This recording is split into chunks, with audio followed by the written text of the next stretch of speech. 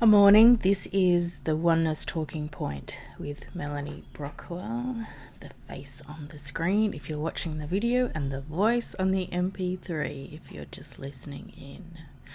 This is episode 15, Purpose, P-U-R-P-O-S-E, Purpose. And I guess if you looked it up in a dictionary, you would get a very different sense of what it is than if you spoke to someone who's into metaphysics, which would be very different to talking to me or listening to me about purpose. And I have a little bit of a nasally thing going on. My husband and I have had the strangest flu the last 2 weeks, so you'll have to just bear with me, I guess. I'm trying out Photo Booth and then uploading it to YouTube this week, mostly because we've had some streaming issues with lag, and that doesn't affect the people that listen to the MP3, but it makes the video a strange proposition, watching someone whose voice doesn't quite match up with the screen in front of you. I'm not sure what I want to say about purpose. I guess you can rag on other people's concepts of it, but I'm not sure how helpful that is in the oneness experience of just trying to comprehend your own sense of how this is sacred, no matter what this is, no matter what it appears to be or feels or seems as if that's going on in this moment, which is really where the focus is for someone who's interested in the oneness experience. Their focus is on what does it mean to me,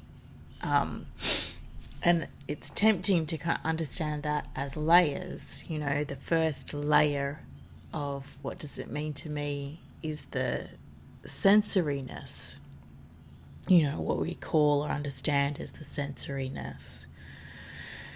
So we call them physical body, biological symptoms and sensations. So the sore throat or the hotness or the tension.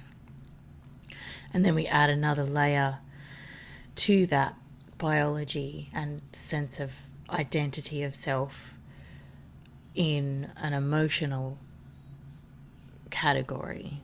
So, on top of that tension, we might say there's a feeling of frustration, which is a purely emotional assessment of what's going on. Frustration doesn't turn up in your finger. It's a label that you put on a collection of things that you're feeling. And even that sense of feeling is another layer. It's another category that we've separated out from the experience of now. So that awareness of those layers is, one way of people coming to terms with their oneness experience and just accepting that that's part of the vernacular of how they're labeling what's happening for them, how they're understanding, comprehending, culturally aware of what's going on. And then in the allowing of that, whether the allowing of that is, and that's a problem because I should be in oneness and there's no layers, or the allowing of that is, isn't that interesting? There's a self with a biological and an emotional, and they're separate, and, how fascinating it all is.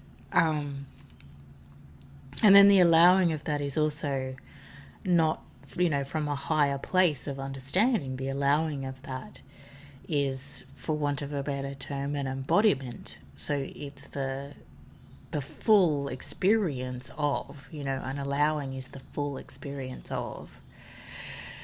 And I guess what happens for me and, for people who have the oneness experience is that allowing is cradled by trust.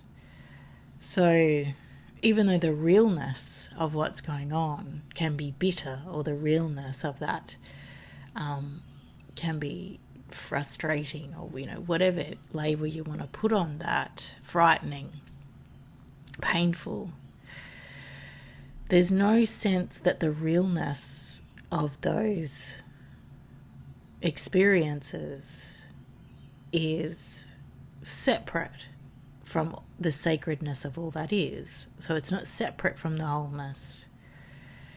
And neither is or are your inclinations. So when I talk about being perfect for your purpose in this moment,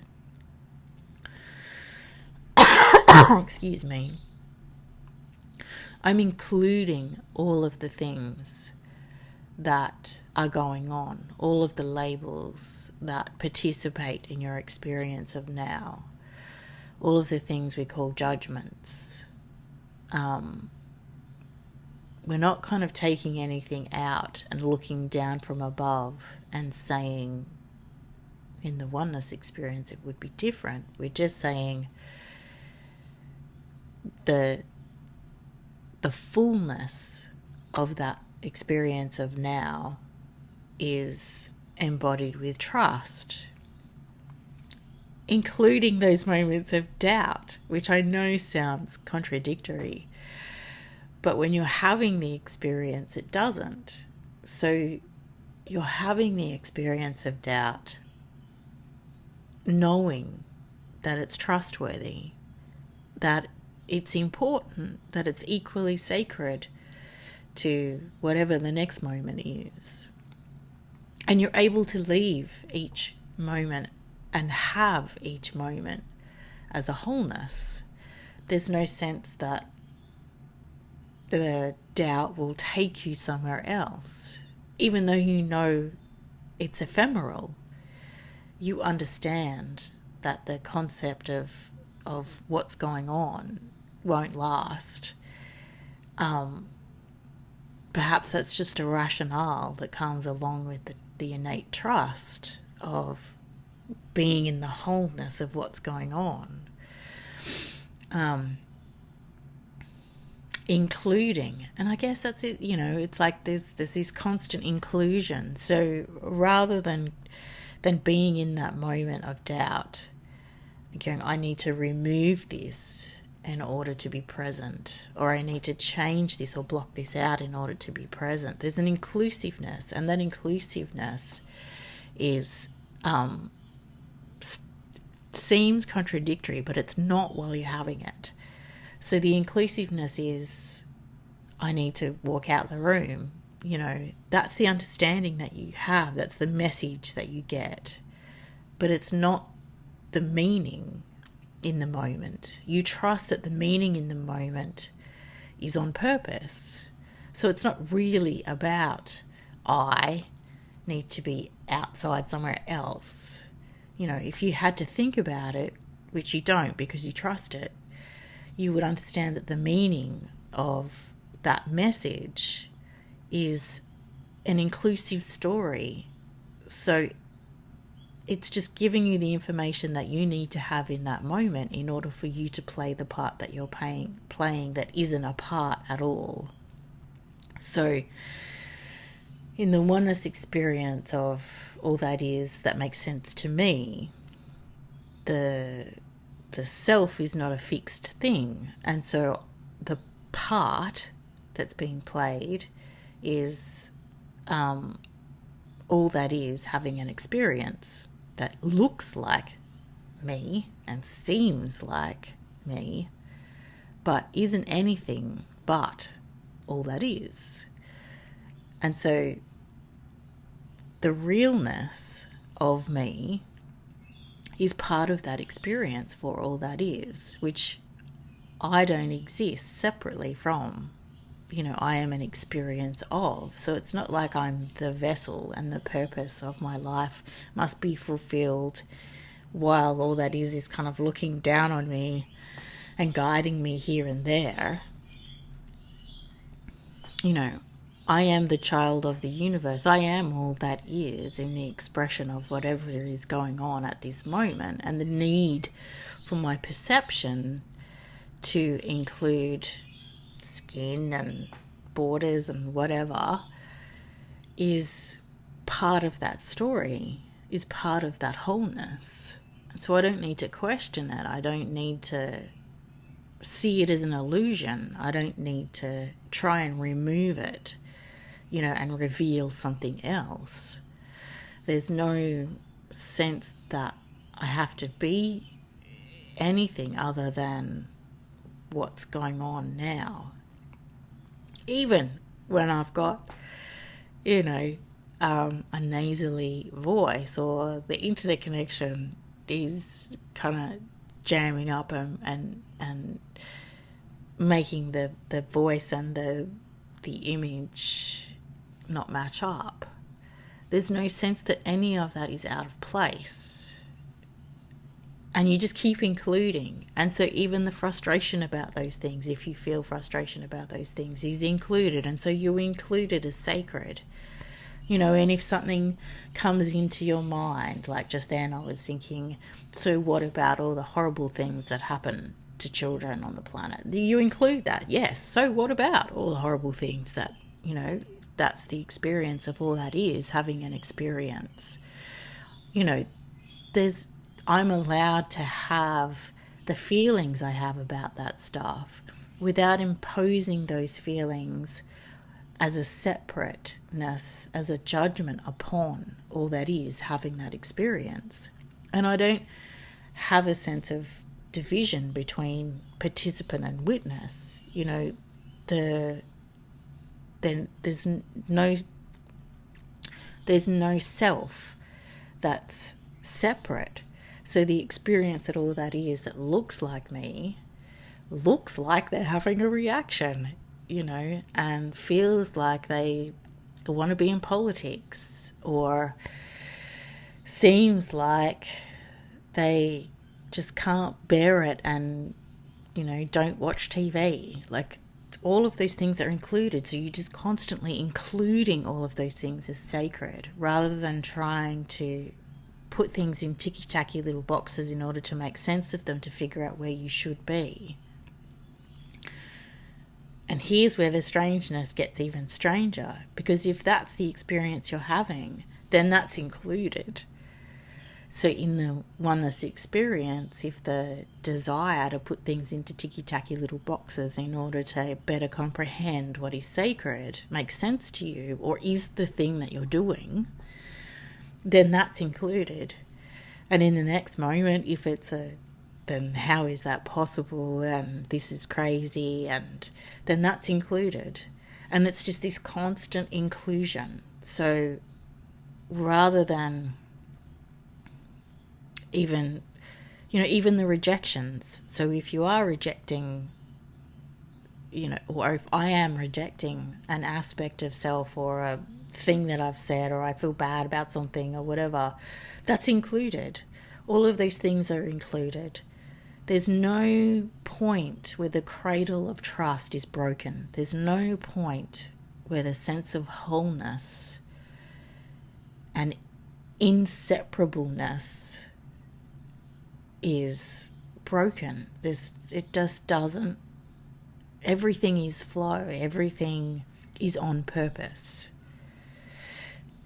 Which is not about righteousness for me. It's not about having an impact and all of those things, which, I allow other people to have those conversations, both about what I do and about what they do. But for me, the doing and not doing are the same thing. The self and other are the same thing. There's no sense of separation between my simply being and my being on purpose and all that is having its experience. So none of those things need to be rationalized for me. I still make decisions about what's going on, and, I still want to be fair and I don't know, and to love people and all of those things that you think of as normal human desires. And it is a but, because those things are subjective. All of those things are subjective in the moment, with the information that you have, with the beingness that you are.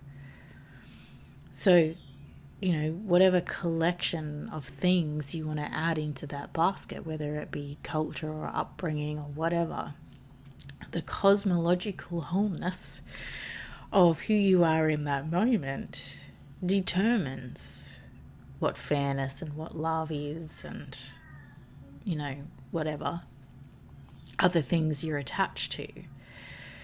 And you are attached to them if you're not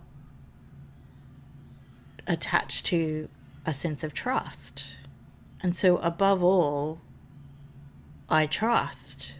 So that fairness will go out the window in moments where I am asked to trust that this is important.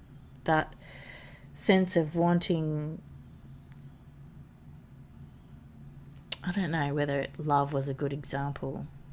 My sense of love is a bit different to other people's, apparently. My sense of love is that I want them to have what they want, not what I want for them. I want them to, like, for example, in my relationships, I want the person to be with the person that they love. And if that happens not to be me, then I want them to leave and be with the person that they love. And if it happens to be, no one else, but still not me, then I want them to have what they want because I love them. That's how love makes sense to me. It's not that I want them in my life to make me happy. Which reminds me of that story about the flower, the difference between like and love. I can't remember where I got it from. I think maybe it's a Zen thing. They say if you like a flower, you pick it and smell it and have it in your house and put it in your hair and, carry it around with you. But if you love a flower, you leave it where it is and you let it grow. I think for me, my sense of love is the leaving it where it is and letting it be a flower. Now I've got off track and I can't remember what I was talking about. So fairness and love. So my overarching influence is trust. If I'm told to do something which doesn't make sense in the cultural vernacular that we're engaging in here, then I will do that without evidence, without reason, without a sense of who gets what out of it, without a safety net. I don't have a sense of outcomes. I do what I'm told. And it's not a voice. It's not like there's someone going, Melanie, walk out the door and turn left. And sometimes that it's a very directness that happens if there's something going on. But I guess my sense of instruction is everything. So the feelings, the things we've called feelings for me are instruction, and the things we call sickness are instruction, and the things we call technological difficulties are instruction. Everything for me is an invitation. The birds singing, it's like there's an automaticness in my perception that allows me to be tuned to the loudest point and to trust that the loudest point is part of my instruction, and to have that experience in its wholeness, and to allow that to be just this moment with all of the intensity that brings. And for me, that means everything is on purpose. And I can't be outside of that, because trust is the thing that exists for me. It's the only constant in my existence. Everything else is mutable, it changes, it flows, it fluxes, it's here and it's not. But the one thing that doesn't is trust, which is why life and death aren't life and death. Which is why I don't have an attachment to things being a certain way. You have to be healthy. Okay, well, what does that mean? I have to be having this experience. This is what's important. You can decide that I need to be healthy. You have that experience and see how that goes for you. But I'm just going to trust this moment. I'm just going to trust what is, And again, we come back to that, but how do you participate? Trust is a participation. It's not a sit back and let things happen to you, because that would mean that there are things outside of you that are disconnected from you that can happen to you. Trust is an innately inseparable wholeness. So you trust that the sickness that you feel, or the thing that we've labelled sickness that you feel, is an important part of the whole. And that it's part of a conversation, like one long sentence that is the whole, like one spectrum that is a circle that has no end and no beginning. So whatever this experience is that seems like me, that feels like the flu, isn't separate from anything else. So there's no need to, bring about change or a homeostasis or whatever. It's the present centeredness, the glory and grace of being in this moment, having this experience, is enough for me. Maybe not for other proponents of the oneness experience. Maybe for them, their sense of provocation is different. And, like we say every episode, whatever this prompts you to become aware of in your own truth is the only thing that matters. You're not being indoctrinated. No one's trying to teach you anything. There's no teaching and learning. Whatever is true for you is coming to the surface, for want of a better way of describing it. So whatever reactions you're having, let them play into your truth. So if you're having a violent reaction against one of the things that has been said, then if it wasn't a reaction and it was just your truth telling you what it is, that it exists, what is it telling you? So if it wasn't in an argument with anyone else, if it was just you standing there on your soapbox, allowing your truth to have a voice, what would it say? And if it's similar but not the same, then what is it? And if you've never thought about it and you're still not sure and it feels like you don't have your own version, then maybe you don't need one. I mean, what happens when you think about it that way? What if you don't need to have a theory or a comprehension of? I never thought about how I operate in the world before I started getting asked questions about how do I stay present? How do I not take on other people's stuff? How do I, all the things that people perceived I was doing. And they, how did you not think homelessness was a terrible thing? How did you not store, miscarriage as a terrible trauma? How did you have a curiosity, a compassionate curiosity about things that other people get very upset about? How do you not stress about money? Like, how do you have the relationship that you have with your partner that just seems like two kids playing in the park? People observe and they want to know how that works, and so they ask questions.